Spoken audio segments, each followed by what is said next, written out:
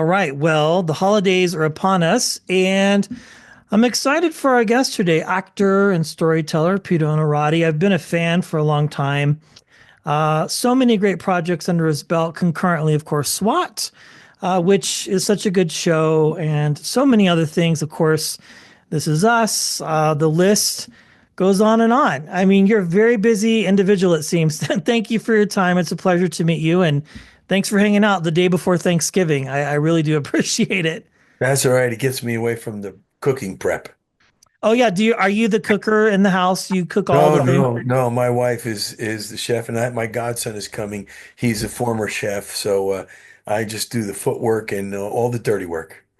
Yeah, you do you and the cleaning too, I would assume. Are you a Yeah. cleaner? Oh, yeah, yeah. I do. I mean, I own a big house for like 30 years now, and I come from a construction family, so everything that needs to be done in a way of cleaning or repairing or whatever, I do. That's very cool to have that skill set. You've probably, I would presume, saved a lot of money over the years in owning a house and being able to Yeah, fix everything on your own, instead of having to DIY or not DIY, but hire somebody to come in and fix yeah. a problem. Well, yeah, I mean, definitely, and also it saves you a lot of patience because sometimes when you pay for a job and it's not quite up to the standards that you would, sort of come up with yourself, then you get frustrated that you have to pay the money anyway. That's funny. Yeah, and I have always say I have a 10-year-old son, and I not the most handy person, but there are some things I can do. But I figure if I can leave this for him, what I'm doing now with you as a legacy, he gets entertained by it because from time to time I have people on that he recognizes, Yeah, and I can change oil, but that is a great skill set to have. yeah, And to have somebody in your family that's a chef. I mean, that's right, yeah. really like the best of all Yeah. worlds. Well, he's out selling, olive oil now for a big Sicilian olive oil company because he couldn't stand chefing anymore for so many years. But it's great to have him around on the holidays. Yes. So do you get the traditional ham and turkey, or because he's a chef, you get like an elevated version We of all get of that? We get the traditional Italian Thanksgiving. We start out with antipasto. We then go to some sort of soup. Maybe it's escarole and beans. Then we have the pasta, which this year, because of my godson, is going to be a gnocchi with fresh tomato sauce. Then we walk around for 12 hours and come back and have turkey and the rest of it.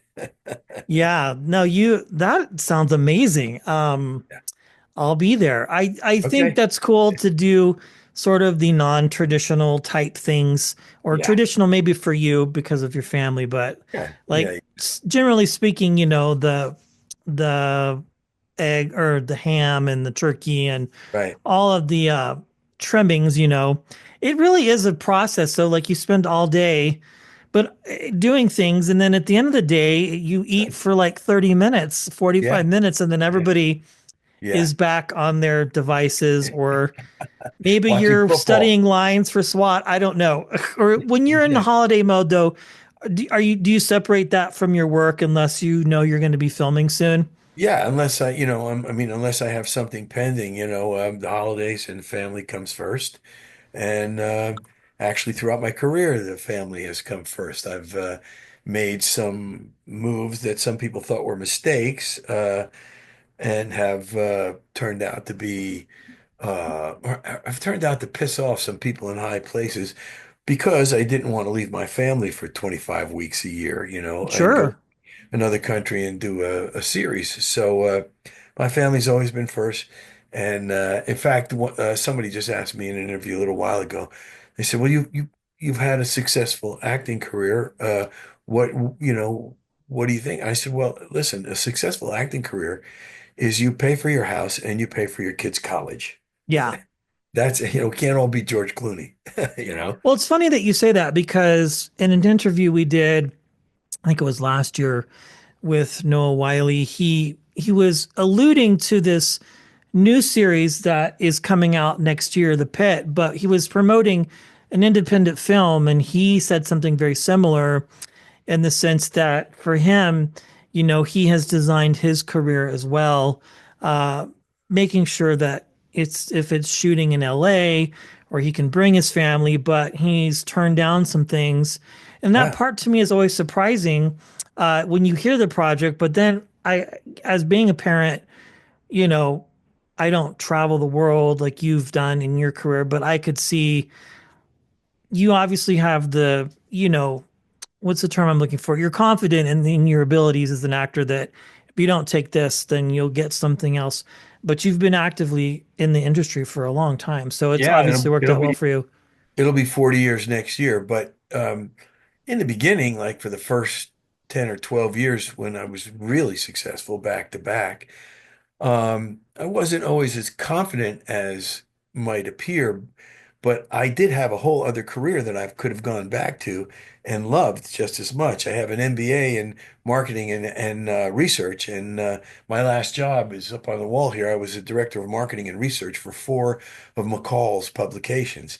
And I was an ad man, and I loved doing that. So that kind of insulated me too in the first few years. I would go into an audition and I would want the job as bad as everybody else, but I didn't need it. I already owned my house. I had a savings, and so I was kind of insulated from all that stress. Plus, the bonus was that for 10 years, I actually lived that parody with the characters I was about to play for the next 20 years. I was Interesting. a person, you know. I was professional. I dealt with lawyers. I dealt with, like I said, admin, businessmen, CEOs, all that stuff. That's so cool. So for people watching and listening, I mean, I've seen you in so many things. SWAT, obviously, currently Yeah. I'm in the middle of a rewatch with This Is Us, so you're in that, Yeah. which is a very interesting character.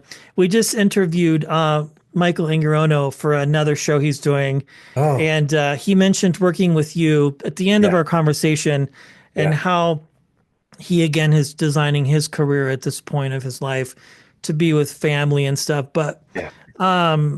I was scrolling through Instagram or TikTok, I think, and episodes of Cop Rock started coming up in the for you, which I found so interesting because it Yeah. was only on for one season, but that was a very Mike Yeah. Stephen Bosco, right? That Yeah. was Yeah. That was his my show. first big job out here. Yeah, And Steven became my sort of mentor. But yeah, Cop Rock was his biggest flop, and it was such an amazing thing. I always wish that I would get an Emmy so I could stand up and say thank you to everybody and say Cop Rock was the best thing I ever did. Thank you, good night. Because it nobody was a gets to good do show. that. I thought I Yeah. enjoyed it. Yeah. Well, I'm not a musical performer, and I got to sing at least three times. On that show, and it was an incredible opportunity. And again, it kept me in the Bochco organization for the next couple of years. I ended up with Civil Wars with Mariel Hemingway, leading with her, and and then I went on to do a big arc in NYPD Blue and Murder in the First and Murder One, all for Steven. He just called me whenever he wanted me, and I would come back. Um, but I also, like, Jesus, it had to be, well, it has to be at least 5, 6 years ago now. My managers called me and they said, "Hey, we got a tear sheet from a newspaper in the Midwest that somebody sent here for you." I said, "Okay, bring it over." So they brought it over, and it was a tear sheet, and it had Jane Lynch at the top, and it said, "Before there was Glee," and then it was a picture of me and Larry Joshua, and it said, "There was Cop Rock," you know. So it was way ahead of its time. It very much was. I remember growing up in the 80s ish when that show was announced. I think it was definitely ahead of its time as far as like combining television drama with musical. I don't think there was anything ever before that. Well, no, well, except for, the old shows like The Monkees and the Cowsills, Right. all that stuff, but it wasn't, nowhere had you ever seen the raw, incredible drama of Hill Street Blues and NYPD combined with that music. And by the way, we had a writing staff. First of all, the pilot was all written by Randy Newman. The music in the pilot was all written by Randy Newman. So Then fascinating. on the writing staff, we had two Academy Award winners. We had Amanda McBroom, who wrote The Rose, and then we had a guy that I'm still good friends with, Donnie Markowitz, and Donnie wrote Time of My Life from Dirty Dancing.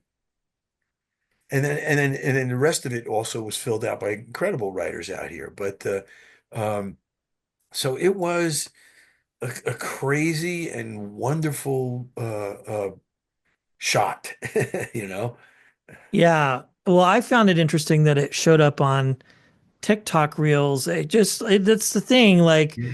every once in a while, Yeah. I don't know if our phones are listening to us and I'm like prepping for our conversation and then it just sort of goes out to the ether and starts pulling in clips from all the Yeah. things that you've done. Yeah. Um, Another one, which I think, SWAT, obviously, which has been now revived by the fans Yeah. Twice. and continually bringing on new characters. That show, as far as like new boots go, I feel like is so good because you all have taken that story in a different way. Has that been a fun one for you to be a part of? SWAT was incredible fun for me. And it was my first series regular in a long time. I've been doing a lot of guest star stuff, and it was wonderful. It was a wonderful set. I'm still very close. Just actually 2 weeks ago, Alex Russell and his wife Diana were here. Stephanie Sigmund was here, and Lena Esco was here. Those are the people I'm closest to from the original cast. And so we're still friends, and that's kind of cool. And the interesting story about SWAT was I auditioned for the role of Buck, who goes out after the first episode because he shoots that young African American kid by accident. And I didn't hear anything, so I took off to New York. Was visiting family in New Jersey and New York, and I was actually at my cousin's apartment in Harlem, and I get a call from my agents and managers, and they said, "Well, they want you to audition for Mumford." I said, "Yeah, it's 5 o'clock in New York City, and I'm at my cousin's apartment on 124th Street. Don't think I can do that. So, but if you want me to go down to the agency tomorrow in Manhattan, down in Lower Manhattan, I can do it, and we can put something down." They went, "No, no, wait right there," and they called back and forth. So they ended up using my audition tape for Buck against the other guys that were auditioning for Mumford, and I ended up getting Mumford. So that was great. And sure enough, they had a reading of the script plan for the next day, and I was in New York. So I said, "Okay, well, you guys did me a solid by just giving me a rolling." And I flew overnight to get back to LA to do the reading, and to be with the cast that first day. So, but it was cool. It was very cool. Yeah, well, you've played a lot of different characters in your career, but a lot of police officers, detectives, investigators. Um, for you, I don't the word typecast is I don't like that word, but you've played a lot of them. Yeah, When you get presented those roles, but you've also played other characters too that balance that universe out. yeah. So for you, is it just mostly about, the writing and who you're working with before you choose those characters? Because, they're all very different, obviously, Yeah. ones Yeah. that you've played that you've Yeah. mentioned. Well, I think, first of all, cops are in my DNA. My uncle was chief of police in my hometown. He was an ex-Marine. My father was an ex-Marine. He was what they called a special policeman. He had a couple of hours a week. So I've always had law enforcement in my DNA. And in college, I had actually, besides wanting to play pro football, first I really thought about the law. I really love the law, and I loved studying the law, but I wasn't conscientious enough to really go to law school and do that kind of work. Um, so yeah, I mean, I look at the character and I know, well, this guy is me. I don't have to do that much work. But whatever I do, whatever character I do, I was just saying this to a group of kids. I went back home to my high school, and and they asked me to speak, and I was telling them, I have this catalog in my mind. I have a great memory, and it's all of the successes and failures, the joys and the pain, even from the smallest thing, from me telling someone something important to them just turning their head and looking away and not as deeply interested in what I have to say as, as or not vested in it as I am. And I get to call upon those life experiences and those things to in a sort of godly way create a life, you know? So every character, whether it's another cop or not, is something different. I played some bad cops. I played some good cops.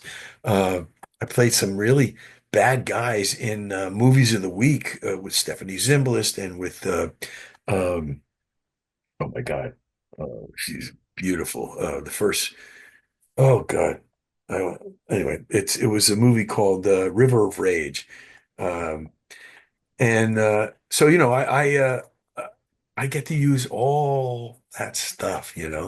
And so it's not such a bad thing. Here it is, River of Rage. Okay, let me see. Victoria Principal. Oh, okay. Yeah, yeah. Who called me an animal? I grabbed her in one of the scenes. We were rehearsing the scene. I grabbed her and lifted her, and she went, "You're an animal. You're an animal." I said, good. That's what I'm supposed to be in this. Yeah, it's so interesting watching the contrast of characters. Um, as I mentioned, uh, This Is Us in particular, because I rewatch it every Yeah. year, and playing that father and then being a dad myself. And although the relationships are significantly different, the impact that you can have on a kid based on your relationship and your behavior even can be curtailed, particularly when a kid is around. I find so interesting.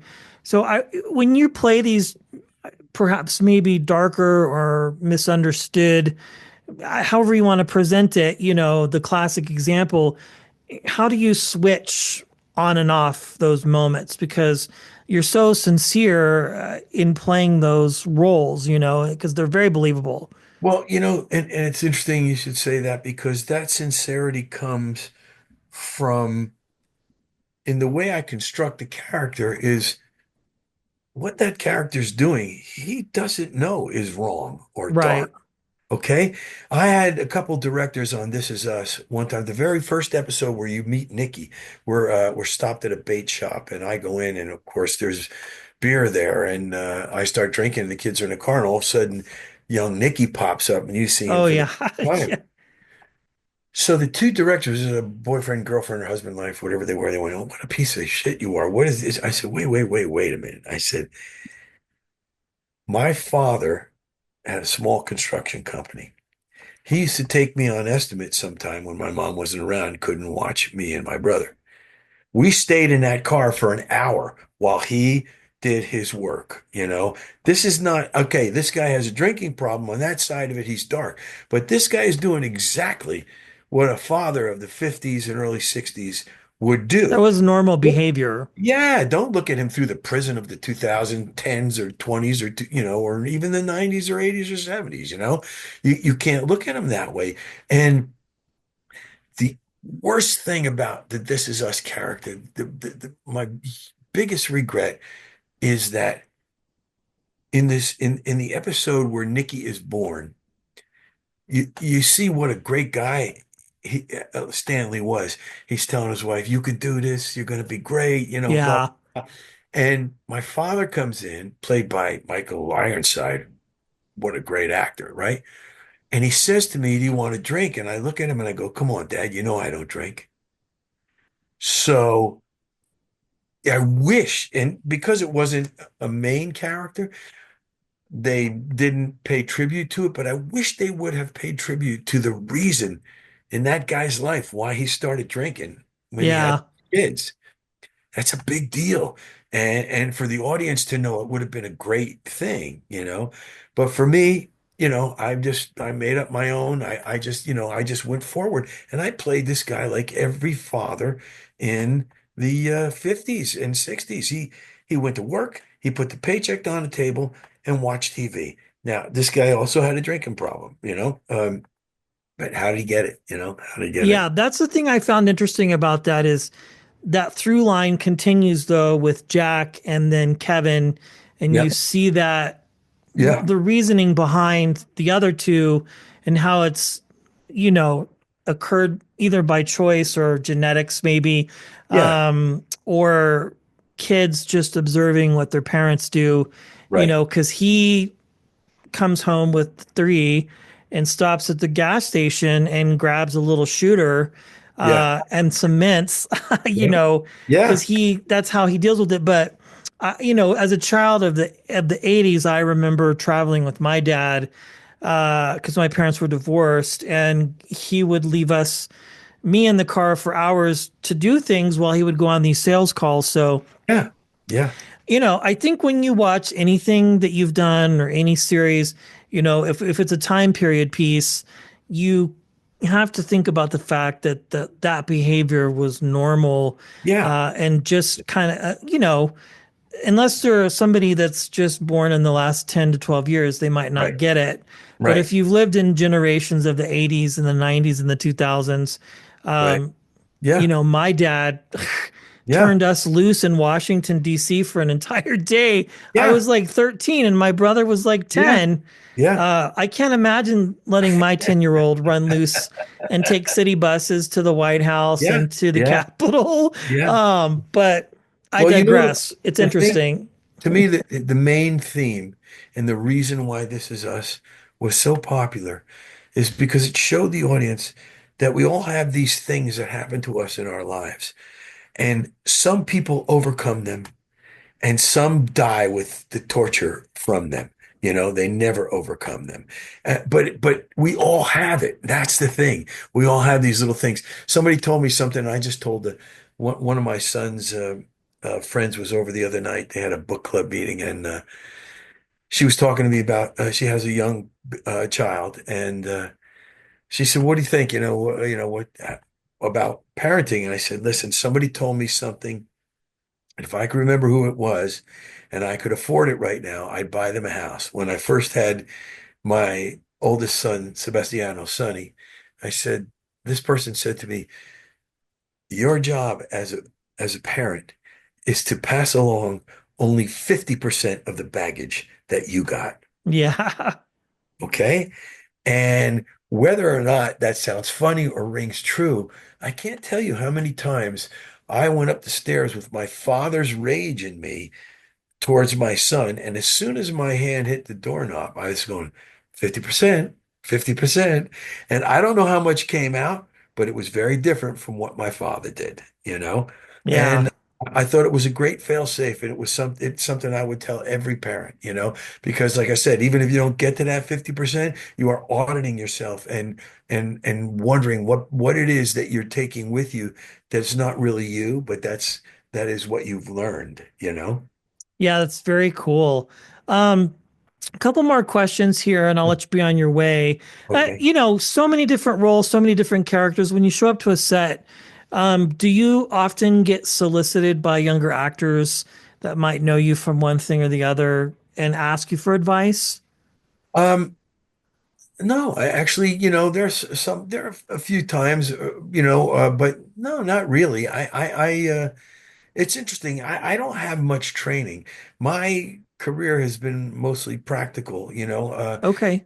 When I left the business world, I was messing around with improvisational comedy as a hobby with a group of people, and in fact, my wife came into that group, and she was a starving actress. She was working four jobs, and I had gotten into a fight with my boss over some research that I had published. And my then girlfriend, now wife, Jeanette, said, "I think you could be an actor." And I said, "Oh, so I can starve and have four jobs like you?" You know. So I don't. I left the business world, and I started acting. And within a year and a half, I was making more as an actor than I was as a Park Avenue marketing executive. Wow. And so I only had a short time to study. I maybe studied for a year with a woman named Lily Parker and her husband, Peter Flood. Both were members of the Actors Studio. But that was it for about a year, and I started working and couldn't. So when I step on a set, I don't think I have, you could ask somebody who works with me, but I don't think I have the sort of gravitas that would uh, inspire someone to come to me to ask anything. When they do, like if I'm coaching somebody, I have coached in the past. I Okay. will I will say things to them and they'll go, and even accomplished actors, people who have much more training than I have, I'll be coaching them for something. And I'll go, where did you get that from? And I went, here's the thing. You have this great regimen of training that you got at HB Studios or you got at Pasadena Playhouse or wherever you got it, right? I don't have that regimen. So when all the information that comes to you in the script, you funnel through that regimen.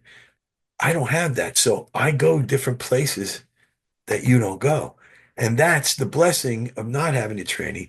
The curse is that when I step on the stage with people who are highly trained actors, I'm a little intimidated.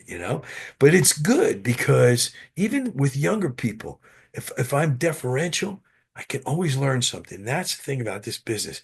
You're constantly learning. Even if there's someone, a younger actor who doesn't have any training at all, you could still learn from him.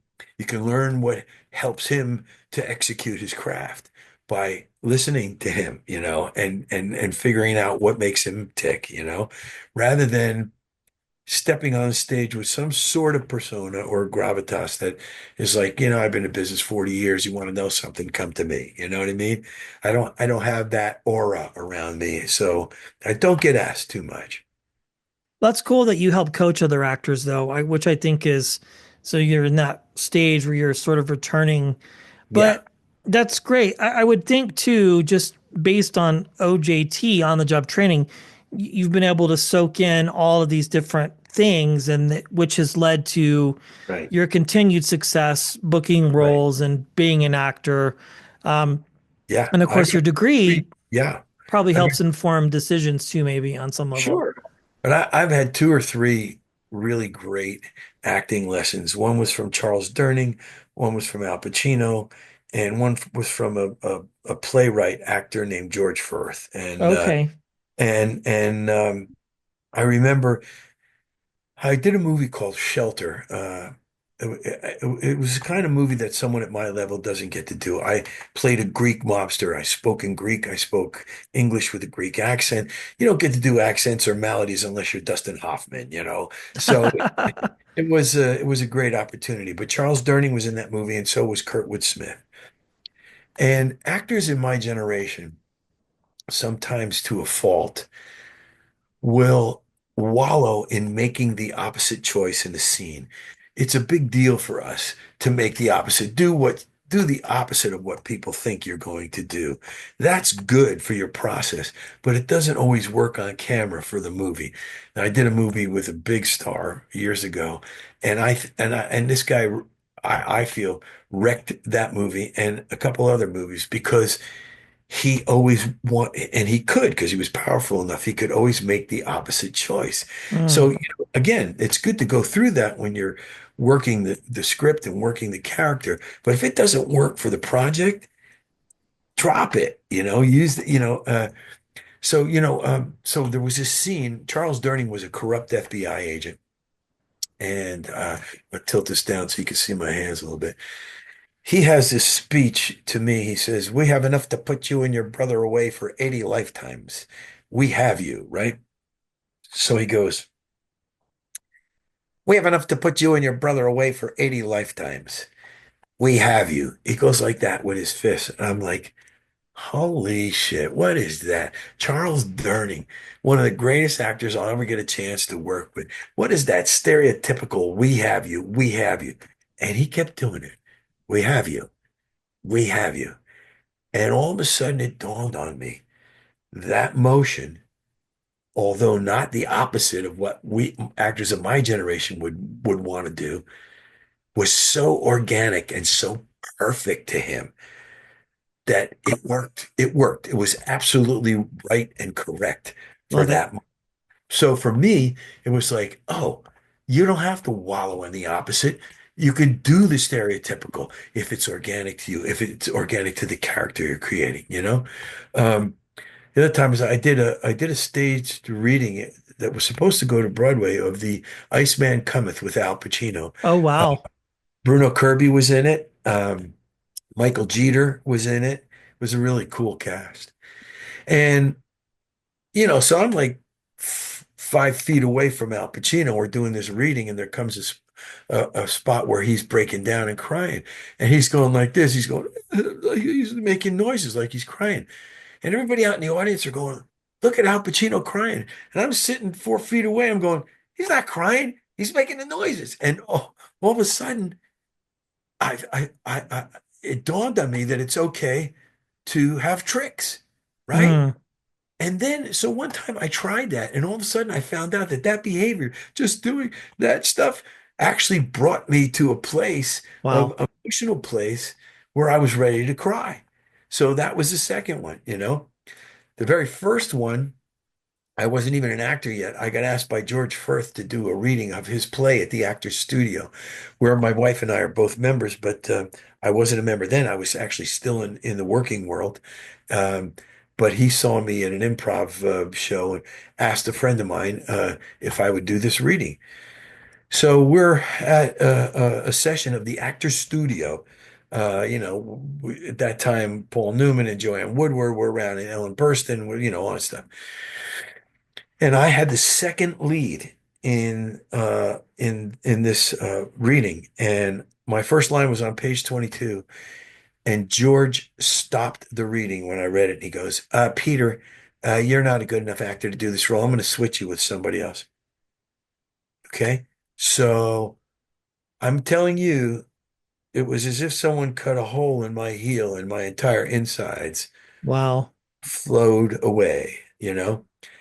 However, he gave me one of the greatest gifts I will ever have received in this business.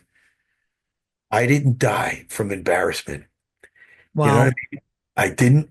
And he moved, and I did five other characters, and he moved somebody else into it, and and we carried. And then the reading was for the full studio after that. Flash forward. Let's see. Yeah, 8 years or so. I see him in a Whole Foods. And he looks at me and he goes, "Well, I guess you solved your reading problem." I go, "Yeah, after 2 or 3 series of my own and stuff, I guess I did solve my reading problem." Uh, and he asked me to do a play of his, and so I did it. Now George wrote Company with Stephen Sondheim. He You would recognize him. He was in Butch Cassidy and the Sundance Kid. He was a character actor. He was in um, um, everything. You look him up, George Firth, but prolific playwright.